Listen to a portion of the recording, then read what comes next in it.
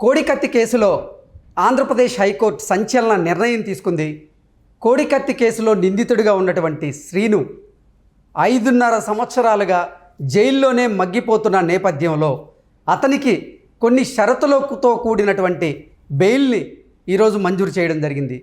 ఈ నేపథ్యంలో ఈ అంశానికి సంబంధించి మనతో మాట్లాడేందుకు ప్రముఖ సీనియర్ జర్నలిస్ట్ డివిఎస్ గారు మనతో ఉన్నారు. సార్తో మాట్లాడు. సార్ నమస్తే. సార్ నమస్తే అండి. సార్, కోడికత్తి కేసులో నిందితుడిగా ఉన్నటువంటి సీనుకి ఈరోజు కొన్ని షరతులతో కూడిన బెయిల్ మంజూరు చేసింది ఏపీ హైకోర్టు. 5.5 సంవత్సరంగా ఆయన జైల్లోనే మగ్గిపోతూ ఉన్నారు. ఆ కేసులో సాక్ష్యం చెప్పేందుకు ఇప్పుడు ముఖ్యమంత్రిగా ఉన్నటువంటి జగన్మోహన్ రెడ్డి, అప్పుడు ప్రతిపక్ష నేత జగన్మోహన్ రెడ్డి ఇప్పటి వరకు కూడా అసలు కోర్టుకు హాజరై సాక్ష్యం చెప్పలేదు. దాని పర్యవసానం 5.5 సంవత్సరంగా ఆయన జైల్లోనే మగ్గిపోతూ ఉన్నారు బెయిల్ దొరక్క. ఈ నేపథ్యంలో ఈ అన్నింటినీ గమనించినటువంటి ఏపీ హైకోర్టు ఆయనకి బెయిల్ మంజూరు చేయడం జరిగింది కొన్ని షరతులతో. ఏంటి సార్, ఈ అంశాన్ని మనం ఎలా విశ్లేషించుకోవచ్చు? కోడికత్తి సీను బయటకు వచ్చాడు, మరి లోపలికి ఎవరు వెళ్ళాలా? సార్ ఇంకొకటి కూడా వస్తుంది సార్ ఇక్కడ. జగన్మోహన్ రెడ్డి లోపలికేనా? సార్, అంటే కోడికత్తి కేసులో సీను నిందితుడా లేదా బాధితుడా అంటే కూడా ఏం చెప్తారు? కోడికత్తి సీను బయటకు వచ్చాడు అని తెలియంగానే భయపడిపోతున్నారు. ఏంటి, ఏం జరుగుద్ది, ఏమవుతుంది, ఎవరు లోపలికి వెళ్ళాలి? నెక్స్ట్ జగన్మోహన్ రెడ్డి లోపలిక. ఇప్పుడు ఒకవైపు ఏమో ఢిల్లీలో చంద్రబాబు ఉన్నాడు, ఆయన అక్కడ అమిత్ షాతో సంప్రదింపులు, అదేదో మరి రాజకీయపరమైన సంప్రదింపుల, పొత్తులు, సీట్ల సర్దుబాట్ల, లేకపోతే ఆంధ్రప్రదేశ్ మీద దృష్టి పెట్టండి, రేపటి ఎన్నికలు సజావుగా ప్రశాంత వాతావరణంలో స్వేచ్ఛగా పారదర్శకంగా జరపాలి, మీరు కొంచెం పట్టించుకోవాలి, కేంద్రం మేల్కోవాలి, ఎన్నికల సంఘాన్ని బలోపేతం చేయాలి, కేంద్ర బలగాలను ఆంధ్రప్రదేశ్కు పంపాలి, ఇక్కడ ఉన్నటువంటి కాలకేయులో నీలికేయులో ఉన్నారు, వీళ్ళని అణిచేసి ఇక్కడ ఓటర్కి రక్షణగా మీరు ఉండాలి అని ఆయన అక్కడ చెప్తున్న సందర్భంలో ఢిల్లీలో చంద్రబాబు ఉన్నప్పుడే ఇక్కడ హైకోర్టు తీర్పిచ్చింది, ఏది బెయిల్ ఇచ్చేసింది.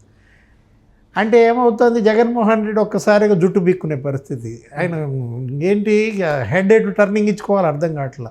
ఆయన ఢిల్లీ వెళ్ళటం ఏంటి, ఇక్కడ ఈ తీర్పు రావడం ఏంటి అనే దాంతో అంటే ఏంటంటే ఏదైనా సరే ఇవన్నీ కూడా అపశకునాలు. ఏది జగన్మోహన్ రెడ్డి అప్పుడు కర్ణుడి చావుకి కారణాలు కొల్లలు అని ఒకటి కాదు కదా. మహాభారతంలో కర్ణుడు ఓడిపోవడానికి చిన్నప్పటి నుంచి చేసుకొచ్చిన నేరాలు తప్పులన్నీ కూడా ఆయన ఏం చేశాయి, యుద్ధ రంగంలో ఒంటరిని చేశాయి. ఆయన మరి కర్ణుడు ఇక ముగిసింది కథ. సేమ్ అంతే ఇక్కడ కూడా జగన్మోహన్ రెడ్డి ఇతను చేసుకొచ్చినటువంటి తప్పులు, పాపాలు, నేరాలు, ఘోరాలు వెంటాడుతున్నాయి.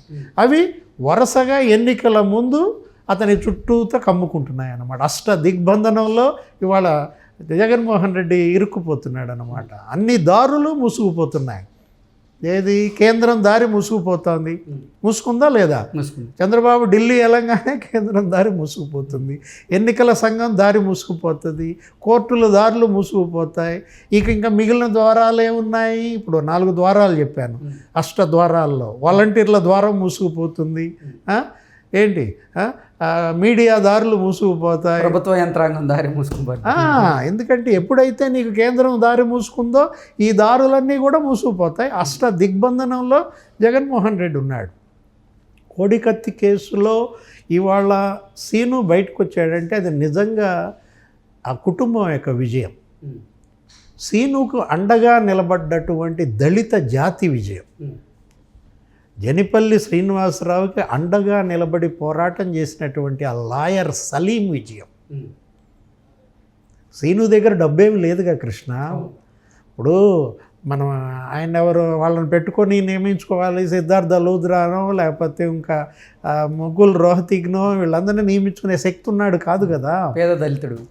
జగన్మోహన్ రెడ్డి అయితే కోట్ల ఫీజులు ఇస్తాడు, ఎవరిని కావాలంటే వాళ్ళని పెట్టుకుంటాడు, సుప్రీంకోర్టు లాయర్లని. సుప్రీంకోర్టు లాయర్లకే రాజ్యసభ సభ్యత్వం ఇచ్చేస్తాడు అవసరమైతే. గవర్నమెంట్ ఫీజులు కూడా తన కేసులతోనే వాదించుకుంటాడు. ఆ పరిస్థితి లేని పరిస్థితుల్లో కోడికత్తి సీనుకి నిజంగా అంత గొప్పగా వాదించి ఒక బలహీన వర్గాలకు చెందినటువంటి 25-30 ఏళ్ల యువకుడిని బయటికి తేవడం కోసం సలీం చేసిన పోరాటాన్ని మనమందరం అభినందించాలి, మీడియా అభినందించాలి. అసలు మీడియాను కూడా మనం అభినందించాలి. ఎందుకంటే మొత్తం మీడియా సీనుకు అండగా నిలబడింది. అర్థమైందా? 5 ఏళ్ల 3 నెలలు అవును. ఇప్పటికి 2018 అక్టోబర్ 25న జరిగింది ఇన్సిడెంట్. అసలు అక్కడ ఏం జరిగిందో ఎవరికి తెలియదు. ఎయిర్పోర్ట్లో ఆ రోజు ఎవరు పొడిచారు, ఎవరిని పొడిచారు, పొడిచిన గాయం సైజ్ ఎంత, అది చెప్పాల్సిన బాధితుడేమో కోర్టుకు రావట్లేదు. అసలు చేసింది అతనా కాదా అనేది కూడా ఆయన సాక్ష్యం చెప్పట్లే వచ్చి ఇప్పటి వరకు. ఆయుధం ఎక్కడుందో తెలియదు. ఇప్పుడు అది కదా ఈ కేసులో ఉన్నటువంటి గమ్మత్తులు ఏంటంటే, బాధితుడు ఎవరు అని అడిగావు, అసలు సీను బాధితుడా నిందితుడా అన్నావు. జగన్మోహన్ రెడ్డిని రివర్స్గా అడుగు ఆ ప్రశ్న. నన్ను అడుగుతావేంటి?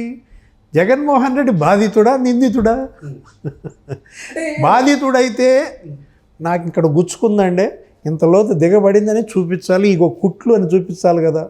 కోర్టుకి వెళ్ళటల్లా చూపించట్లేదంటే అతను బాధితుడు కాదు. అంటే సోషల్ మీడియాలో చాలా పోస్టులు వెల్లువెత్తుతున్నాయి సార్. అసలు ఇక్కడ కోడికత్తి కేసులో బాధితులు ఎవరు, నిజంగా నిందితులు ఎవరు అనేది ఎవరికి అర్థం కాక చాలా పోస్టులు వస్తున్నాయి. వాటి కింద కమెంట్లో రకరకాల కమెంట్లు వినపడుతున్నాయి. ఇవాళ హైకోర్టు చెప్పింది కదా, బెయిల్ ఇవ్వడం ద్వారా బాధితుడు కోడికత్తి సీనే.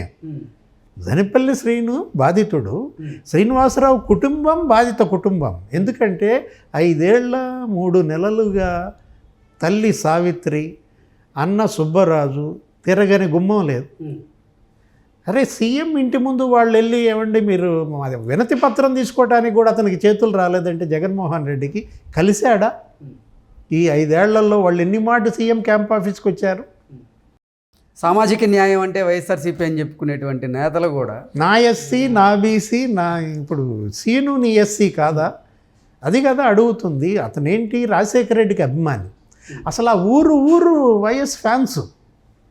ఆ గ్రామం మొత్తం ఒక కుటుంబం కాదు, అంతగా ఆ కుటుంబాన్ని ఆరాధించిన కుటుంబంలో వైఎస్ కుటుంబాన్ని ఆరాధించినటువంటి ఈ కుర్రాడికి, ఆ కుర్రాడింట్లో ఆ ఫ్లెక్సీలు ఉంటాయి, జగన్ ఇతనితో కలిసిన ఫ్లెక్సీలు అన్నమాట. ఆ ఊళ్ళో జగన్మోహన్ రెడ్డిని ముఖ్యమంత్రి చేయాలనే కోరిక ఊరంతా ఉంటుంది, అన్ని కుటుంబాల్లో ఉంటుంది, ఇతనికి ఉంది. ఇప్పుడు విశాఖపట్నం ఎయిర్పోర్ట్కి దిగాడు. ఆ రోజు దిగి వస్తున్నాడు, మామూలుగానే అక్కడ ఏదో టాయిలెట్ అది ఉంటుంది కదా, దీనికి రెస్ట్ రూమ్లోకి వెళ్ళాడు. ఇతను ప్రోటోకాల్ కింద అందరికీ మంచినీళ్ళు ఇవ్వడానికి వచ్చాడు. సీను ట్రేలో వాటర్ బాటిల్స్ ఉన్నాయి. అతని దగ్గర కత్తి ఎక్కడుంటుంది? 2 చేతులతో ట్రే పెట్టుకుని ఆ ట్రే నిండా వాటర్ బాటిల్స్ వీళ్ళు వచ్చిన కార్యకర్తలకి, నాయకులకి ఇవ్వడానికి వచ్చిన అబ్బాయి దగ్గర కత్తి ఉంటుందా? ఆ కత్తి తీసి ఎలా పొడవగలడు? 2 చేతులతో ట్రే పట్టుకున్నాడు అంటే ఆయుధం దొరికిందా? పోని లేదు ఇప్పటివరకు. ఆయుధం ఎందుకని హ్యాండ్ ఓవర్ చేయలేదు? ఎక్కడ గాయపడినా, ఎక్కడ జరిగినా హత్యాయత్నమో ఆయుధం ముందు ముఖ్యం. ఆయుధం 3 రోజుల తర్వాత వాడెవడో తీసుకొచ్చి ఇచ్చాడు. ఆ తీసుకొచ్చి ఇచ్చినాడే రేపు పొద్దున ఎంపీ క్యాండిడేట్ అంట. శ్రీకాకుళానికి ఎంపీ క్యాండిడేట్ ఎవరు? ఇప్పుడు రేపటి ఎన్నికల్లో వైసీపీకి మజ్జి శ్రీనివాసరావు. ఎవరి మజ్జి శ్రీనివాసరావు? బొత్స సత్యనారాయణకి మేనల్లుడు. ఇతని పేరు ఎందుకు తీసుకొచ్చారండి అని నువ్వు అడగచ్చు. అతను ఆ రోజు ఎయిర్పోర్ట్కి వచ్చాడు. అతను కూడా ఈ వాటర్ బాటిల్స్తో సీను ట్రే పట్టుకుని వచ్చినప్పుడు అతను ఉన్నాడు. అతనే ఆ కత్తి తీసుకొచ్చి మరి ఎన్ఐఏకి ఇచ్చాడు, ఇదిగో ఈ కత్తితోనే పొడిచింది అని. అంటే కత్తి పొడిచినాడి దగ్గర దొరికిందా? కత్తి పొడిపించుకున్నాడి దగ్గర దొరికిందా? లేదు. కత్తి బయట ఎవడన్నా తీసుకొచ్చి ఇచ్చాడా అంటే బయట వాడే తెచ్చి ఇచ్చాడు. మజ్జి శ్రీనివాస లోపలికి ఎలా వచ్చిందనేది చెప్పట్లేదు. ఎయిర్పోర్ట్లోకి సీసీ కెమెరాలు పనిచేయవు అంటే ఇదంతా ప్రీ ప్లాన్డ్. జగన్మోహన్ రెడ్డి ఏమంటాడు? ఇది మహాకుట్ర, నన్ను చంపడానికి జరిగిన కుట్ర, దీనిపైన లోతైన దర్యాప్తు జరగాలంటాడు. ఎన్ఐఏ దర్యాప్తు చేసి క్లియర్గా ఇందులో మహాకుట్ర ఏంటి? నువ్వు వచ్చి ఇంకో చెప్పు, నీ సాక్ష్యం ఇవ్వు బాధితుడిగా. అదేమంటే నేను వస్తే ట్రాఫిక్ ఇబ్బంది అంటాడు, నేను వస్తే సీఎం షెడ్యూల్ దెబ్బతింటుంది అంటాడు. అంటే 16 కేసుల్లో నిందితుడిగా ఉన్న ఆయనకే ఇప్పటివరకు ఆయన కేసుల మీద కోర్టుకు తిరగడానికి సమయం లేదు. ఇంకా కోడికత్తి సీనుకి ఆ కేసులో వచ్చి సాక్ష్యం ఏం చెప్తారంటూ కూడా కొంతమంది కమెంట్ చేస్తున్నారు, కొంతమంది పోస్టులు కూడా పెడుతున్నారు సోషల్ అంటే మీడియా. ఇవన్నీ కుంటి సాకులు. ఇప్పుడు కుంటి సాకులే కదా. ట్రాఫిక్ ఇబ్బంది అంటే నువ్వు వెళ్ళే చోటల్లో ట్రాఫిక్ ఇబ్బంది లేదా? ఇప్పుడు నువ్వు ఎక్కడో అక్కడికి ఒక చోటకి వెళ్తే నువ్వు ఒరిస్సాలో 130 కిలోమీటర్ల అవతల లారీలన్నీ ఆపేశారు. నువ్వు విజయనగరం వెళ్తే అది ట్రాఫిక్ ఇబ్బంది కాదా? నీ ఇంటి పక్కన కోర్టుకి వెళ్ళటానికి ట్రాఫిక్ ఇబ్బంది ఏంటి? కుంటి సాకులు అనమాట. సీఎం షెడ్యూల్ దెబ్బతింటుంది. అసలు సీఎం షెడ్యూల్ ఏడుంది? నువ్వు ఇంట్లో నుంచి బయటకు వస్తే కదా షెడ్యూల్. నువ్వు ప్యాలెస్ నుంచే బయటికి రాని వాడికి ఇంకా సీఎం షెడ్యూల్ ఏముంటుంది? షెడ్యూల్ దెబ్బతినడం ఏంటి? ఇప్పుడు సీఎం షెడ్యూల్ అంటే పొద్దున పలానా వాళ్ళకి ఇన్నింటికి కలుస్తున్నా, 7ంటికి 9ంటికి 11ంటికి ఇట్లా ఉంటుంది. వచ్చే వీవీఐపీస్ వాళ్ళందరితో నువ్వు ఎవరిని కలవాయే? ఇంకా దెబ్బతినే షెడ్యూల్ ఏంటి? నువ్వు బయటికే రావాయే. అంటే ఆయన షెడ్యూల్ వేరుగా ఉంది అంటూ కూడా కొంతమంది నాయకులు, కొంతమంది టీడీపీ నేతలు కూడా కొన్ని ఆరోపణలు చేశారు సార్. పొద్దున్నే లేస్తారు, టీ తాగుతారు, తర్వాత 7:30 తర్వాత పబ్జీ ఆడతారు, మళ్ళీ కొంతసేపు రెస్ట్ తీసుకుంటారు, మళ్ళీ పబ్జీ ఆడతారు. ఇలా ఈ షెడ్యూల్ కూడా చెప్తారు. పబ్జీ షెడ్యూల్ దెబ్బతింటావా? ఇవన్నీ కుంటి సాకులు అంటుందంటే. ఏది వెల్ఫేర్ యాక్టివిటీస్ ఆగిపోతాయి అంటాడు. ఎందుకు ఆగుతాయి వెల్ఫేర్ యాక్టివిటీస్? కోర్టుకి వెళ్తే వెల్ఫేర్ యాక్టివిటీస్ ఆగిపోతాయా? అంటే తప్పించుకోవటం అన్నమాట. నీకు తెలుసు సీను తప్పు చేయలేదు, నీకు తెలుసు తప్పు ఎవరు చేశారో, నువ్వే తప్పు చేసావా నీకు తెలుసు కాబట్టే ఆత్మ న్యూన్యతతో నువ్వు వెళ్ళటం లేదు. ఇది ఇట్లా ప్రొలాంగ్ చేసుకుంటూ వచ్చావు. మొత్తానికి ఏదైతేనే 5 ఏళ్ల 3 నెలల తర్వాత సీనుకి విముక్తి లభించింది. కోడికత్తి సీను బయటకు వస్తున్నాడు అనేసరికే లోపలికి వెళ్ళేది ఎవరు? జగన్మోహన్ రెడ్డి లోపలికి వెళ్తాడా? మజ్జి శ్రీనివాసరావు లోపలికి వెళ్తాడా? ఎప్పుడు వెళ్తారు ఏంటి అనే ప్రశ్నలు ఇక తర్వాత వస్తున్నాయి. సీను బయటకు రావటానికి దోహదపడిన, సహకరించిన వాళ్ళందరికీ కూడా పేరు పేరున ధన్యవాదాలు, అభినందనలు చెప్పాలి. ఎందుకంటే ప్రజాస్వామ్యం నిలబడింది. ఒక బాధితుడికి న్యాయం జరిగింది, ఆ కుటుంబానికి న్యాయం జరిగింది. నిజంగా సావిత్రి సుబ్బరాజు వాళ్ళమ్మ అన్న వాళ్ళు ఎంత పోరాటం చేశారు. చీఫ్ జస్టిస్కి ఉత్తరాలు రాయటం, రాష్ట్రపతికి ఉత్తరాలు రాయటం, గవర్నర్ గారిని కలిశారు, దీక్షలు చేశారు, నిరాహార దీక్షలు. రాష్ట్ర వ్యాప్తంగా దళిత సమాజం మొత్తం మరి దీక్షలు చేశారు. రౌండ్ టేబుల్ కాన్ఫరెన్స్లు పెట్టారు. సిపిఐ, సిపిఎం, తెలుగుదేశం అందరూ కూడా ఆ కుటుంబానికి నిలబడ్డారు. బీజేపీ వాళ్ళందరి విజయంగా మనం దీన్ని చూడాలా. ఇవాళ దనిపల్లి సీనుకి విముక్తి లభించడం అనేది, హత్య చేసిన ఇన్ని రోజులు జైల్లో పెట్టరు కదా, అది కదా ఇక్కడ సమస్య. మొత్తానికి మరి లోపలికి వెళ్ళేది ఎవరు? సీను బయటకు వచ్చాడు, లోపలికి వెళ్ళేది ఎవరు అనేది రానున్న రోజుల్లో కోర్టులే తేల్చాలి. Okay sir, thank you so much.